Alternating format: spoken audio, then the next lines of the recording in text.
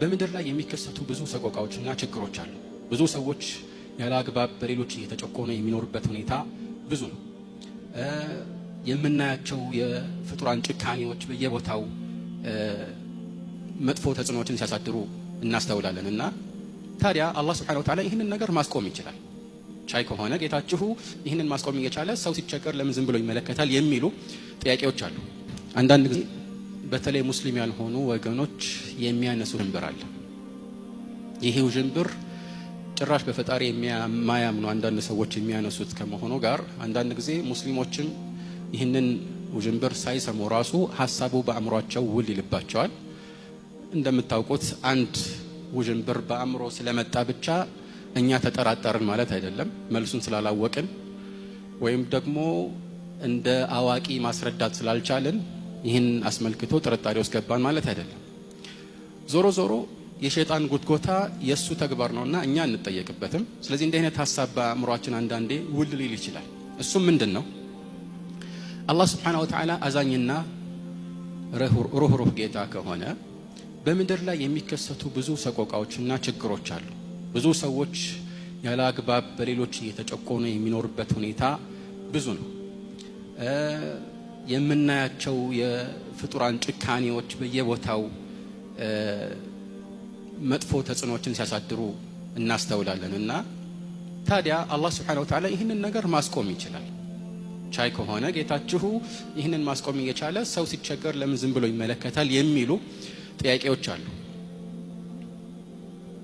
እና እነዚህ ጥያቄዎች በመሰረታዊ ይዘት የሚነሱት ከማያምኑ ሰዎች እንደሆኑ ገልጬላችኋለሁ። እና ይህን አስመልክቶ ሳናሰፋ ባጭሩ በተወሰኑ ነጥቦች አጫጭር ምላሾችን ማስፈር እንችላለን። እና የመጀመሪያው ምንድነው? ይህ ህይወት የፈተና ህይወት ነው። አላህ ወደዚህ ያመጣን እንድንደሰትና እንድንመቻች ወይም በዚህ ህይወት ላይ የተለያዩ የደስታ እና የፍስሃ ምቾቶችን እንድንጎናጸፍ አይደለም። የፈተና ህይወት ነው። ይህ አጭር ህይወት ወደ ዘላለማዊው የአኺራ ህይወት የምንሸጋገርበት ድልድይ ነው። ስለዚህ ይህ ህይወት ፈተና ከሆነ የምንፈተነው ደግሞ በጥሩም በመጥፎም ነው። ወነብሉኩም ቢሸር ወልኸይር ፊትነተን ወኢለይና ተርጀዑን። በመጥፎም በጥሩም እንፈትናችኋለን ይላል። ብዙዎች ፈተና የሚመስላቸው ችግርና ሰቆቃ ብቻ ነው። ምቾትም ማግኘትም አዎን ፈተና ነው፣ ማጣት ብቻ አይደለም። ስለዚህ ይህ ፈተና ከሆነ ፈተናነቱ ደግሞ የሚረጋገጠው በትክክል ጥሩና መጥፎ ሲኖር ነው። ለዚህ ነው አላህ Subhanahu Wa Ta'ala አንደኛ ጥሩን ከመጥፎ እንድንለይ ነው የፈተነንና ወደዚህ ምድር ያመጣል። ወሃደይናሁ ነጅደይን ጥሩን ከመጥፎ አላህ እንድናውቅ አድርጎናል፣ ለይተን እንድናውቅ አድርጎናል። ታዲያ ይህንን ፈተና ማሳካት የሚቻለው የግድ እንዲህ አይነት ተቃራኒ ነገሮች በፍጥረተ ዓለሙ ሲገኙ ብቻ ነው። ጥሩን አታድርጉ መጥፎውን ደግሞ ጥሩን አድርጉና ፈጽሙ መጥፎውን ተከልከሉ የሚል ትእዛዝ ሲመጣልን። ስለዚህ አንዳንድ ሰዎች እንደሚያስቡት ምናባዊ የሆነ ጥሩ ነገር ብቻ ያለበት የተድላ ህይወት የፈተና ህይወት ሊሆን አይችልም። ያ የጀነት ህይወት ነው። ወደፊት ይህንን ፈተና ስናልፍ ልንጎናጸፈው የምንችለው የሽልማት ነው። ስለዚህ ከዚህ አንፃር ልናስበው ይገባል ማለት ነው። ከዚህ ቀደም እንዳልኳችሁ ብዙዎች ይህንን ስላልተገነዘቡ ነው በፈጣሪ የማያምኑ ሰዎች የሚያመጡት ጥያቄ ከነሱ አእምሮ መዝቀጥ ጋር አብሮ የሚሄድ ደረጃ ላይ ያለ ጥያቄ ነው። ስለዚህ እነሱ ይህንን ስለማያምኑ ለምን ታዲያ አላህ ዝም ብሎ ይተወናል የሚል ጥያቄ ሊያነሱ ይችላሉ ማለት ነው። ሌላው ደግሞ ፈተናነቱን የሚያረጋግጠው ነጥብ ምንድነው? ጥሩና መጥፎ ባይኖሩ ኖሮ ሰዎች የጥሩን ነገር ጥሩነት ራሱ ማወቅ አይችሉም ነበር። ችግር ባይኖር ምቾት ያለው ዋጋ አይታወቅም ነበር። በሽታ ባይኖር የጤና ጸጋ ደረጃና ክብደት አይታወቅም ነበር። ማጣት ባይኖር የሀብት ጸጋ ብዙዎች ዘንድ ቦታ አይኖረውም ነበር። እና ሁሉ ነገር በተመቻቸበት ምናባዊ ህይወት ላይ ጥሩ ነገርን በጥሩነቱ ማወቅ የማይቻልበት ህይወት ይሆን ነበር ማለት ነው። ሌላው ደግሞ ልናውቀው የሚገባው መንደርደሪያ ጥርት ያለ ሸር ወይም መጥፎ ነገር ብቻ ያለበት ነገር የለም፣ ወይም ደግሞ እንዲህ አይነት ኑሮ የለም። ማንኛውም መጥፎ የምንለው ነገር ወይ እሱ ራሱ በሌላ ጎን ጥሩ ነገር ያከለ ነው፣ ወይ ደግሞ በስተጀርባ ሌላ ጥሩ ነገር ይዞ የሚመጣ መሸጋገሪያ ነው። ስለዚህ ይህንን ማወቅ ያስፈልገናል። ኒስቢ የሆነ ሸር አለ። ከሌላ ነገር አንጻር ሸር እንለዋለን፣ ግን ሌላ በጎኑ ካቀፈውና ካጣመረው መገለጫ አንጻር ወይ ደግሞ ከሚያሳድረው ተጽዕኖ አንጻር ወይ ወደፊት ከሚያመጣው ጥበብ አንጻር አላህ ይህንን ነገር አብሮ አስቀምጦታል ማለት ነው። ለምሳሌ ሸር ነገርን ብናስብ ሐታ ኢብሊስን ብናስብ ኢብሊስ ባይኖር ኖሮ ሰዎች ኢማናቸው ጠንካራ እንዲሆን ፈተና አይጋረጥባቸውም ነበር። የኢብሊስ ጉትጎታ ወይም የሸይጣን ጉትጎታ ባይኖር ኖሮ ኢማናቸው ተጣርቶ ከፍ ያለ ደረጃ ላይ ላይደርስ ይችላል። ወይም ከዚህ ውጭ ያሉ ችግሮችን ስንመለከት እነዚህን ችግሮች አስበን ከነሱ ለመጠንቀቅ በምናደርገው ጥረት ወይም ደግሞ ሌሎችን በችግራቸው ላይ ለማገዝ በምናደርገው ጥረት ሁሉ የምናገኘው ነገር አለ እና አላህ እነዚህ ነገሮችን ማድረጉን ስናስብ እንዲያው ከእዝነቱ አንጻር አላህ አዛኝ አይደለ ወይ የሚለውን ነጥብ ብቻ አይደለም ማሳት ያለብን። አላህ አዛኝ እንደሆነው ሁሉ አዋቂም ነው፣ ስለወደፊቱ ያውቃል። አላህ አዛኝ እንደሆነው ሁሉ ጥበበኛ ነው። አላህ አዛኝ እንደሆነው ሁሉ ፍትህኛም ነው። የእሱ እዝነት የማይገባቸውን ሰዎች ላይሰጣቸው ይችላል፣ ይህን ላያድላቸው ይችላል። ስለዚህ ይህንንም ማሰብ አንድ ተገቢ የሆነ ቁም ነገር ነው ማለት ነው። ታዲያ ቅድም እንዳልኩት በአንድ ነገር ውስጥ ያሉትን መልካም ነገሮችን ራሱ ማሰብ አንድ መሰረታዊ ነገር ነው። ምክንያቱም መጥፎ ነገር መኖሩ ወይም መሰቆቃ፣ ችግር መብዛቱ አንደኛ እነሱ እንደሚያስቡት ከኸይር አንጻር በጣም ጥቂት ነው፣ ኢምንት ነው። ለምሳሌ በግለሰብ ደረጃ አንድ ሰው አንድ አይኑ ቢጠፋ እከሌ በጣም ተቸገረ፣ አንድ አይኑ እኮ ጠፋ ይባላል። طيب ሌላኛው አይኑስ፣ ጭንቅላቱስ፣ አፍንጫው፣ አፉ፣ ሌላው መላው የሰውነት አካሉስ እያንዳንዱ ነገር የራሱን ተገቢ ስራ እየተወጣ ባለበት ሁኔታስ ይሄ የአላህ እዝነት አይደለም? ይሄ ብቻ አይደለም። ችግርተኛ የሚባሉ ሰዎችና ችግርተኛ ያልሆኑ ሰዎችን እናስተያይ። ያኒ የታመሙ ሰዎች ይበዛሉ ወይስ ጤነኞች ይበዛሉ? በእርግጠኝነት ጤነኛ ነው የሚበዛው። የታመሙ ሰዎች ሲታመሙ ዜና የሚሆነው ለዚህ እኮ ነው። እከሌ እኮ ጤነኛ ነው የሚል ዜና ሰምተን አናውቅም አይደል? አዲስ ነገር አይደለም። መሰረታዊ ይዘቱን የቀጠለ ነገር ነው። ታመመ የሚባለው ግን አዲስ ዜና ነው። ጦርነት ያለበት ቦታ ስንት ነው በዓለማችን ላይ? ውስን ቦታዎች ናቸው። በሰላም የሚኖሩ ሀገራት ይበዛሉ። በአንድ ሀገር ላይ ጦርነት የሚኖሩ ራሱ ሙሉ ሀገሩ በጦርነት ታመሰ ማለት አይደለም። ስለዚህ መጥፎ ነገር መኖሩ የአላህን አዛኝነት ጥርጣሬ ውስጥ ይከታል የሚሉት አላዋቂዎችን ወሬ ስንመለከት طيب ጥሩ ነገር ያውም እጥፍ ድርብ ሆኖ ከምናስበው በላይ በዝቶ ሳለ ይሄ ለምን የሱ መኖርን የሱን እዝነት የሱን ቻይነት አያመላክትም? በእርግጠኝነት ያመላክታል፣ ይበልጥ ያመላክታል እንዲያው።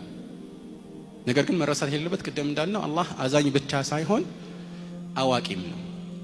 አዛኝ ብቻ ሳይሆን ጥበበኛም ነው። ስለዚህ ከሱ ጥበብ አንጻር እነዚህ ነገሮች ማገናዘብ አለብን። ነገር ግን ብዙ ሰዎች እነዚህን ጥበቦች ላያውቁ ይችላሉ። ፈተና የሆነውም ቅድም እንደተባባልነው በዚህ ምክንያት ነው። ማዕነሁ እነዚህ ጥበቦችን ማገናዘብ ቀላል ነው፣ ይሄን ያህል የሚከብድ አይደለም። ግን እኛ የማናውቃቸው ደግሞ አላህ የሚያውቃቸው ሚስጥሮችና ጥበቦች አሉ። እነዚህን ሚስጥሮች አላህ ቢገልጽልን ኖሮ ይሄ ምድር የፈተና ዓለም ይሆን ነበር? አይሆንም ነበር። ፈተና የሆነው ለዚህ ነው። ልብ በሉ እስቲ ይህንን የቁርአን አንቀጽ في سورة آل عمران الله من ይላል ما كان الله ليذر المؤمنين على ما أنتم عليه حتى يميز الخبيث من الطيب ከዛ በኋላ ምን አለ وما كان الله ليطلعكم على الغيب ይላል። አላህ አማኞችን አሁን ባላችሁበት ሁኔታ ላይ ጥሩን ከመጥፎ ወይም ደግሞ ንጹህን ከቆሻሻው ሳይለይ አይተወውም ማለት። ስለዚህ ፈተና ነው ማለት ነው። ሰዎች በተግባር የሚጠሩበት ወንፊት ነው። ግን ውጤቱስ ምንድነው? ወይም ከበስተኋላው ጥበብ ምንድነው? ምን አለ ቀጥሎ وما كان الله ليطلعكم على الغيب። አላህ ግን የሩቅን ሚስጥር ሊያሳውቃችሁ አይደለም። የወደፊት ጥበቡ እንዲህ ነው እያለ ሊገልጽላችሁ አይደለም፣ አይገልጽላችሁም ማለት ነው። ፈተና ነው። ስለዚህ ይህንን ነገር አጣምሮ መመልከት ተገቢ ነው ማለት ነው። ሌላው ደግሞ አላህ Subhanahu Wa Ta'ala እንደዚህ አይነት ችግሮችን ዝም ብሎ የሚያልፋቸው ያለ ምክንያት አይደለም። ጥበብ አለው ብለናል። ይህ ማለት እንዲያው ዝርዝር ጥበብ ውስጥ ሳንገባ ራሱ የሱን ቻይ መሆን ጥርጣሬ ውስጥ የሚከት አይደለም። አዛኝነቱንም ጥርጣሬ ውስጥ የሚከት አይደለም። አዋቂነቱንም እንደዚሁ። አንድ ምድራዊ ምሳሌ እንጥቀስ። አንድ በጣም የተራቀቀ ትልቅ ህንጻን ብንመለከት ህንጻው ከዲዛይኑ አንፃር ብሎም ደግሞ ከአገነባቡ ከአጨራረሱና ከሁሉ ነገሩ አንፃር በጣም የተሟላ የሆነ ዘመናዊ ህንጻ ነው። ሰዎች ሁሉ የሚያደንቁት ዘመናዊ ህንጻ ነው እንበል። ይህንን ህንጻ የሚጎበኝ አንድ ሰው ትልቁን ህንጻና በውስጡ ያሉትን በጣም በርካታ ክፍሎች ካየ በኋላ አንድ ክፍል አጋጠመው። ምንድነው ይሄ ክፍል? በጣም የቆሸሸ ቀለምም ያልተቀባ ጉድለት ያለበት ክፍል ነው። ልክ ይህን ሲመለከት ይህንን የገነባው ሰው ብዙ እውቀት የለውም ወይም ደግሞ ኢንጂነሩ በቂ እውቀት የለውም ማለት ይችላል? አይችልም። እንደዚህ ነው የሚሉት እነዚህ ሰዎች። አሁን ቀላሉ መልስ ምን ነበር? አይ እሱ ሆን ብሎ ነው ይሄን ያደረገው፣ ሆን ብሎ ነው መጨረሻ ላይ ይሄን ክፍል የተውት። ምናልባት ይሄንን ክፍል ሊቀይሩት አስበው ነው፣ ወይ ደግሞ ሰዎች እዚህ ክፍል ውስጥ የሆኑ ቆሻሻ ነገሮች እንዲያስቀምጡ አስበው ነው ብሎ የሆኑ ምክንያቶችንና ጥበቦችን ማሰብ አይከብድም። ግን ከዚህ የባሰ ደግሞ አእምሮ ምን ያህል የዘቀጠ እንደሆነ የሚያሳየው ተነስቶ አይ እንደዚህ ከሆነማ ይሄ ክፍል እንዲህ ቆሻሻ ከሆነማ ጭራሽ ይሄ ህንጻ ራሱ የገነባው ማንም ሳይኖር በድንገት የተገኘ ነው ቢልስ? ይሄ ህንጻ በድንገት እንዳጋጣሚ የተገኘ ነው። ምንድነው ምክንያቱ? ይሄው ይሄን ክፍል አትመለከቱም ወይ ቢል አእምሮ ጤነኝነቱ ያጠራጥራል አይደል? እንደዛ ነው ብዙ ሰዎች የሚያደርጉት። ምክንያት ይኖረዋል እኮ አይደል? ልክ አሁን አንዳንድ ሞባይል ወይም ደግሞ ስልኮችን ስንመለከት ታላላቅ ካምፓኒዎች ሳምሰንግ፣ አፕል ታላላቅ መገለጫዎች ያሏቸውን የመጨረሻ የቴክኖሎጂ ደረጃ ያማከሉ ስልኮችን ያመርታሉ። እንደዛ ከመሆኑ ጋር ግን በዝቅተኛ ባጀት ሊገዙ የሚችሉ አነስ ያሉ ስልኮችንም ያመርታሉ። አነስ ያለውን ስልክ ሲመለከት ይሄ ስልክ እንዲያውም ምንም አምራች የለውም። እንዲያውም ይሄ ብቻ አይደለም፣ ሁለቱም ያኛውንም ያመረተው የለም። ለምን እንደዚህ ጎደሎ ስልክ ያመልካል ይላል። ያው እነሱ ለመሸጥ ነው። ያኛውን ሁሉንም ስልኮቻቸውን በዚህ ደረጃ መስራት ይችሉ ነበር አይደል? ስለዚህ በዚህ መልኩ አይደለም ነገሮች የሚገመቱት ማለት ነው። ሌላው ቁም ነገር ምንድነው? በዋነኝነት አሁን ካለንበት ርዕስ ጋር የሚያያዘው አላህ Subhanahu Wa Ta'ala ሰዎችን በተለያየ መልኩ መፈተኑ ለነሱ የእዝነት መገለጫ ሊሆን ይችላል። በላ ራሱ ረህማ ይሆናል። ግልጽ ነው። እንዴት ከተባለ ይህ ብዙ መገለጫዎች አሉ። አንደኛ ለምሳሌ አላህ ችግር የሚያጋጥማቸውን ሰዎች ወንጀላቸውን ይምርላቸዋል። ሙስሊም በተለይ ከሆነ ምንም ነገር ያጋጥመው ለሱ ይህ እድልና መልካም ምንዳ ነው አይደል? عجبا لأمر المؤمن إن أمره كله له خير وليس ذلك إلا للمؤمن إن أصابته سراء شكر فكان خيرا له وإن أصابته ضراء صبر فكان خيرا له مؤمن እጅግ የሚደንቅ ነው ጉዳዩ ይላሉ መልእክተኛ። የሙእሚን ነገር ጉዳዩ ሁሉ የሚደንቅ ነው። ሁሉ ነገሩ ኸይር ነው። ጥሩ ነገር ሲያጋጥመው አላህን ያመሰግንና ጥሩ ይሆንለታል፣ መልካም ይሆንለታል። መጥፎም ሲያጋጥመው አሁንም ሰብር ያደርጋል አላህ ብሎ ከዚያም እንደዚሁ መልካም ውጤት ያስገኝለታል። ስለዚህ ችግር ሲያጋጥመው አንድ ሰው ይሄ ችግር ወንጀሉን ያራግፍለታል። في الصحيحين መልእክተኛው عليه الصلاه والسلام او في الصحيح من ይላሉ? ما يصيب المسلم من نصب ولا وصب ولا غم ولا اذى ولا هم حتى الشوكة يشاكها إلا كفر الله بها من خطاياه ማንኛውም ሙስሊምን የሚያጋጥመው ድካምም ይሁን በሽታ ወይም ህመምም ይሁን ሐሳብም ይሁን፣ ሐሳቡ ደግሞ ሁለት አይነት ነው። አንደኛው ስለ ወደፊቱ በስጋት መጨነቁ ሊሆን ይችላል፣ ወይ ደግሞ ስላለፈው ነገር ማዘኑም ሊሆን ይችላል። ማንኛውም ችግርም ቢያጋጥመው በሰው አማካኝነትም ይሁን በተፈጥሮ አደጋም ይሁን ትናንሽ የሚባሉ ቅንጥብጣቢ ችግሮችም ይሁን ሌላው ቀርቶ በመንገድ ሲሄድ እግሩን የሚወጋው እሾክም ቢሆን አሉ መልእክተኛው አለይሂ ሰላቱ ሰላም ሁሌም ቢሆን ከወንጀሉ የሆነ ያህልን ሳያራግፍለት አይተወውም አሉ። ይሄ ታዲያ እድል አይደለም? ይሄ ረህማ አይደለም? ሌላው ደረጃችንን ራሱ ከፍ የሚያደርግበት ምክንያትም ሊሆን ይችላል። ይህን የሚያስገነዘበው ደግሞ አንዳንድ ጊዜ እኛ በመልካም ስራችን ለፍተን ጥረን ግረን የማንደርስበትን ደረጃ ስለተፈተነና ስለተቸገረን ብቻ አላህ Subhanahu Wa Ta'ala ያንን ደረጃ ሊያጎናጽፈን ይችላል። ይህ ቀላል ነገር አይደለም ማለት ነው። እንደዚሁም አንዳንድ ሰዎች ምቾት ለነሱ ከፈተና እንዲወድቁ ምክንያት ሊሆናቸው ይችላል። አንዳንድ ሰው በችግር ውስጥ ሲኖር ወደ አላህ ፊቱን ያዞራል፣ አላህን ይማጸናል። فأخذناهم بالبأساء والضراء لعلهم يتضرعون فلولا إذ جاءهم بأسنا تضرعوا ولكن قست قلوبهم ሰዎች እኮ ችግርና መከራ የሚፈራረቅባቸው ወደ አላህ ራሳቸውን አስተናንሰው ተውበት አድርገው እሱን ከዚህ ችግር እንዲያወጣቸው እንዲማጸኑት ነበር። ይህ ወደ አላህ እንዲቀርቡ ምክንያት ይሆንላቸዋል። በተቃራኒው ግን አንዳንድ ሰው ምቾት ሲያገኝ ይህን ሁሉ ይረሳል። ወለው በሰጠ الله الرزق لعباده لبغوا في الأرض ولكن ينزل بقدر ما يشاء አላህ Subhanahu Wa Ta'ala ሪዝቅን ወይም ሲሳይን ለሁሉም ሰው ቢዘረጋው ኖሮ በምድር ላይ ድንበር ያልፉ ነበር ይላል። ስለዚህ ጥበብ አለው አላህ Subhanahu Wa Ta'ala። ኢብኑ አልቀይም አንድ ቦታ ላይ የሚሉት ቁም ነገር አለ። ምን ይላሉ? ولهذا كان من تمام رحمة أرحم الراحمين تسليط أنواع البلاء على العبد كالله يأذن كله أذن كهونو እዝነት ከሚመደቡ ነገሮች መካከል የተለያዩ የፈተና አይነቶችን በአንድ ባሪያው ላይ ማኖሩ ነው ይላል። فإنه أعلم بمصلحته الله ስለዚህ ሰው ጥቅም ይበልጥ ያውቃልና فابتلاؤه له وامتحانه ومنعه من كثير من أغراضه وشهواته أعراضه ነው የሚለው لعله أغراضه ሊሆን ይችላል وشهواته من رحمته به ስለዚህ እሱን መፈተኑ እሱ ከሚወዳቸው አንዳንድ ነገሮች መከልከሉ ስሜቱን እንዳያረካ ማድረጉ ይሄ ራሱን የቻለ አንድ የእዝነት መገለጫ ነው። ነገር ግን ولكن العبد لجهله وظلمه يتهم ربه ብዙ ሰው አላዋቂ ስለሆነ በበደል የተሞላ ስብዕና ስላለው ጌታውን ነው እንዴት እንዲህ ያደረገኝ ብሎ የሚያማርረውና የሚጠራጠረው ولا يعلم إحسانه إليه بابتلائه وامتحانه አላህ ምን ያህል ውለታ እንደዋለለት አያውቅም። እንዲህ ሲፈትነው እንዲህ አይነት መልካም ነገርን ሲያመቻችለት ፈተና መሆኑና መቸገሩን ብቻ ነው የሚያየው እና ይሄ ትልቅ ቁም ነገር ነው ማለት ነው። ሌላው ደግሞ ከዚህ ጋር ተያያዥ የሆነው ቁም ነገር ይህ ዛሬ ብዙ ሰዎች የሚያጋጥማቸው ችግር በአኺራ ላይ ምን ያህል ተጽዕኖ አለው። ምክንያቱም ይህ በጣም አጭርና መጓጓዣ የሆነ ድልድይ ነው ብለናል። አኺራ ደግሞ ዘላለማዊና ዘውታሪ ነው። አንድ ሰው እንበል መልእክተኛው አለይሂ ሰላቱ ሰላም እንዲያውም ለዚህ ምላሽ ይስጡ። ይህን ነገር ሲያብራሩ ምን ይላሉ?